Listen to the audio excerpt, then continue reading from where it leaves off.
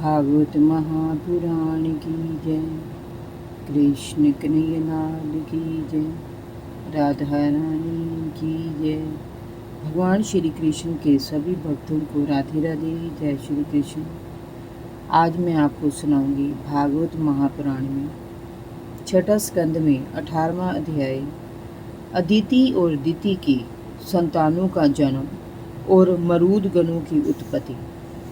श्री सुखदेव जी ने कहा, परीक्षित, अदिति के पुत्र सवित की पत्नी प्रश्नी के गर्भ से 8 संतानें हुई थी। सावित्री, व्याहुति, त्रयी, अग्निहोत्र, पशु, सोम, चातुर्मास्य और 5 महायज्ञ। भग की पत्नी सिद्धि के महिमा, विभु और प्रभु ये 3 पुत्र हुए तथा आशीष नाम की एक कन्या हुई। धाता की 4 पत्नियां थीं, कुहू, सीनी वाली, राका और अनुमति।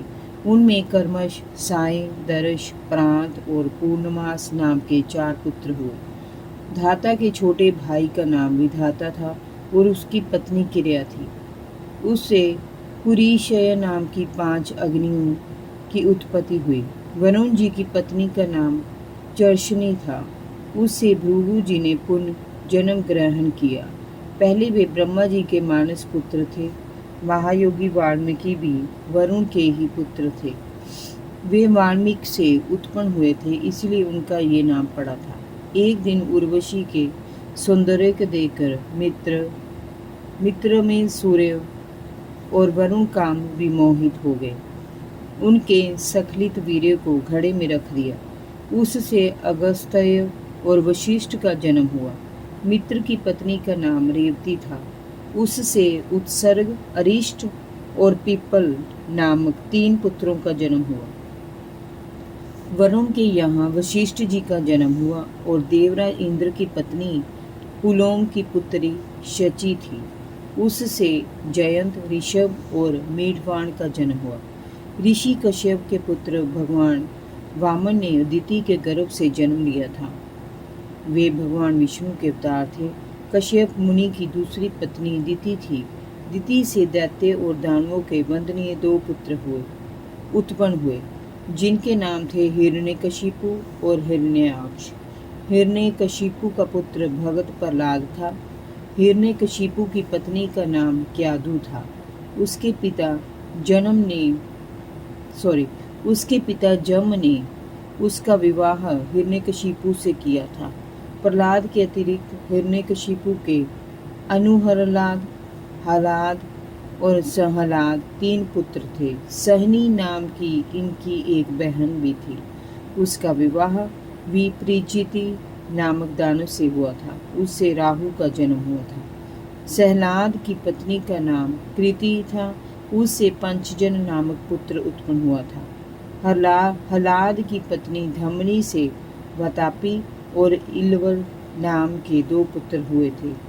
इस इलवल ने ही महर्षि अगस्त्य के आतिथ्य के समय वातापी को मारकर पकाया था और उन्हें खिला दिया था। अनुहलाद की पत्नी सूर्य से वाष्कल और महिषासुर नाम के 2 पुत्र हुए। प्रहलाद के पुत्र का नाम विरोचन था। विरोचन की पत्नी देवी के गर्भ से दैत्यराज बलि का जन्म हुआ था। बलि की पत्नी अशना ने बाण और अन्य 99 पुत्र पैदा किए थे। बलि के पुत्र बाण का नाम पौराणिक इतिहास में बानासुर के नाम से विख्यात था। उसने भगवान शंकर की आराधना करके उनके गणों में स्थान प्राप्त किया था। दिति के हिरण्यकशिपु और हिरण्याक्ष के अलावा भी 49 पुत्र और थे। उन्हें मरूदगण के नाम से जाना जाता है। वे सभी निसंतान ही रहे, परंतु देवराज इंद्र ने उन्हें अपने समान ही देवत्व का पद प्रदान किया था। राजा परीक्षित ने पूछा, भगवान, मरूदगणों ने ऐसा कौन सा सत्कर्म किया था कि जिसके कारण वे अपने जन्मजात असुर स्वभाव को छोड़कर देवराज इंद्र के द्वारा देवत्व पद प्राप्त कर सके? श्री सुखदेव जी ने कहा, परीक्षित, भगवान विष्णु ने इंद्र का पक्ष लेकर दिति के दोनों पुत्रों हिरण्यकशिपु और हिरण्याक्ष को मार डाला था।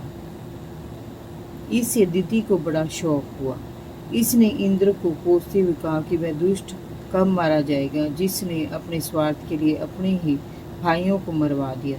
लोग भी राजाओं और धनपति देवताओं को प्रभु कहकर पुकारते हैं, परंतु एक दिन ये निर्दयी संवेर राख का ढेर बन जाएगा।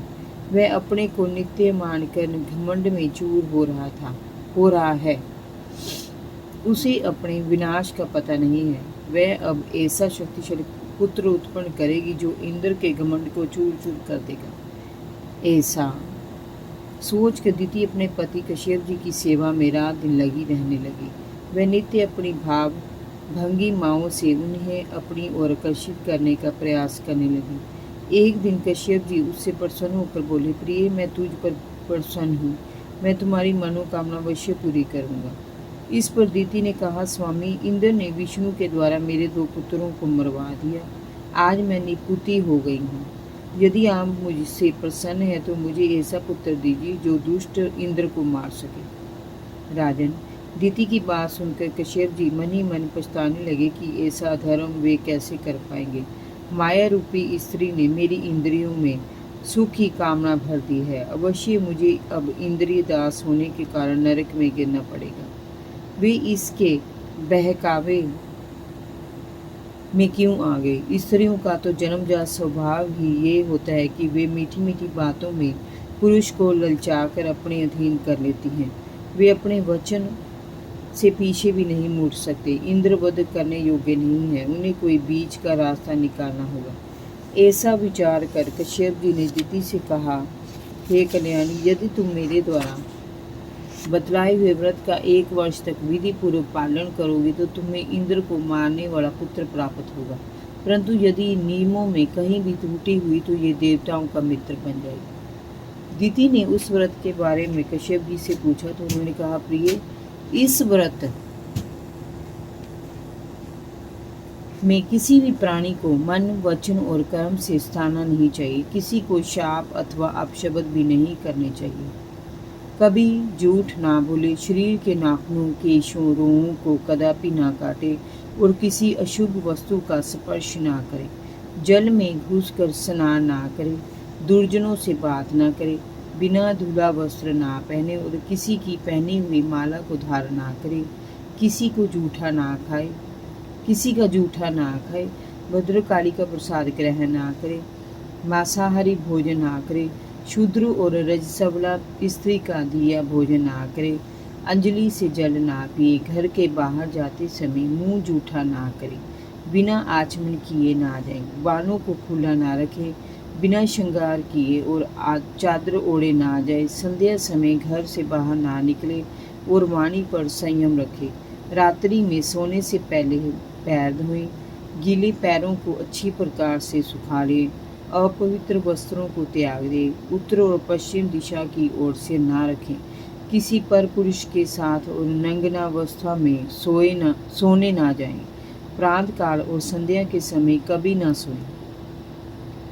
इस प्रकार नियमों का पालन करते हुए सदैव पवित्र नहीं, धुला हुआ वस्त्र धारण करें और सभी सौभाग्य चिन्हों से श्रृंगार करें। प्रातः काल कलेवा करने से पूर्व ही गाय, ब्राह्मण, लक्ष्मी जी और भगवान नारायण की पूजा करें।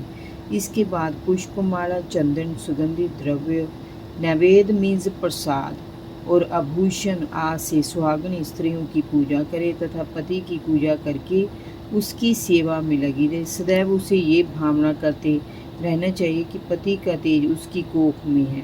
इस व्रत को कुसवण व्रत कहते हैं। यदि 1 वर्ष तक तुमने नियम पूर्वक इस व्रत का पालन किया तो उन्हें इंद्र को मारने वाला पुत्र अवश्य प्राप्त होगा। राजन, अदिति अत्यंत दृढ़ निश्चय वाली विदुषी नारी थी। उसने कश्यप जी के संसर्ग से गर्भ धारण किया और नियम पूर्वक व्रत करने लगी। इसका पता इंद्र को लगा तो वह वेश बदलकर अपनी मौसी अदिति के आश्रम पर आया और वहां रहकर मौसी की सेवा करने लगा। अदिति के लिए वह समय पर वन से कंदमूल, फूल, फल, समीदा, पुष्प, पत्ते, दूब और जल लाकर देने लगा। वह अदिति के व्रत में त्रुटि ढूंढने का प्रयत्न करता रहता था, परंतु उसे कहीं भी कोई त्रुटि नहीं मिली तो वह चिंतित हो उठा। एक दिन की बात है कि विधाता ने उसे मोह में डाल दिया। वह संध्या के समय झूठे मुंह, बिना आचमन किए और बिना पैर धोए सो गई। इंद्र ने तत्काल वह त्रुटि पकड़ ली। वह योग बल से तत्काल दिति के गर्भ में प्रवेश कर गया। वहां जाकर उसने स्वर्ण आभा से युक्त गर्भ के अपने वज्र से 7 टुकड़े कर दिए। फिर उसने प्रत्येक टुकड़े के भी 7-7 टुकड़े कर दिए। जब इंद्र ऐसा कर रहा था तब उस गर्भ के टुकड़ों ने इंद्र से कहा, भाई तुम हमें क्यों मार रहे हो? हम तो तुम्हारे भाई मरुदगण हैं। तब इंद्र ने उनसे कहा, ठीक है, यदि तुम मेरे भाई हो तो तुम्हें डरने की आवश्यकता नहीं है। जन्म लेने के उपरांत तुम सभी मेरे साथ ही देवत्व पद प्राप्त करोगे। परीक्षित, इस प्रकार इंद्र उन्हें आश्वस्त करके गर्भ से बाहर आ गया और फिर से सेवा कार्य में लग गया। अब वे 49 मरुदगण इंद्र के साथ मिलकर 50 हो गए थे। उनका जन्म हुआ तो समय के साथ साथ वे सभी नारायण के भक्त हो गए। इंद्र ने उन्हें सोमपान करने वाले देवताओं का पद प्रदान किया। जब दिति ने देखा कि उसके 49 पुत्र अग्नि के समान तेजस्वी हैं, किंतु वे सभी इंद्र के पक्षपाती, तो दिति को बड़ी प्रसन्नता हुई। नारायण की 1 वर्ष की भक्ति से उसका वैर भाव भी नष्ट हो गया था। तब इंद्र ने दिति को सारा रहस्य बताया और समय को उसके सम्मुख प्रकट कर दिया। उसने दिति से अपनी दुष्टता भरे कर्म के लिए क्षमा याचना की। राजन, इंद्र के शील स्वभाव से दिति प्रसन्न हो गई और उसने इंद्र को क्षमा कर दिया। उसके बाद इंद्र उन मरुदगणों के साथ स्वर्ग चला गया। जो लोग निष्काम भाव से भगवान की आराधना करते हैं वे अपने परमार्थ में सर्वथा ही निपुण हो जाते हैं। भगवान जगदीश्वर सभी जीवों के आत्मा और आराध्य देव हैं। भला ऐसा कौन प्राणी है जो उनकी आराधना करके विषय भोगों का वरदान मांगना चाहेगा? विषय भोग स्वर्ग में नहीं, नरक तुल्य मृत्यु लोक में ही प्राप्त हो सकते हैं। भगवान श्री नारायण की उपासना से स्वाभाविक सिद्धि प्राप्त होती है। जय जय श्री राधे। भागवत महापुराण की जय। कृष्ण कन्हैया लाल की जय। राधा रानी की जय। भगवान श्री कृष्ण के सभी भक्तों को राधे राधे। जय श्री कृष्ण।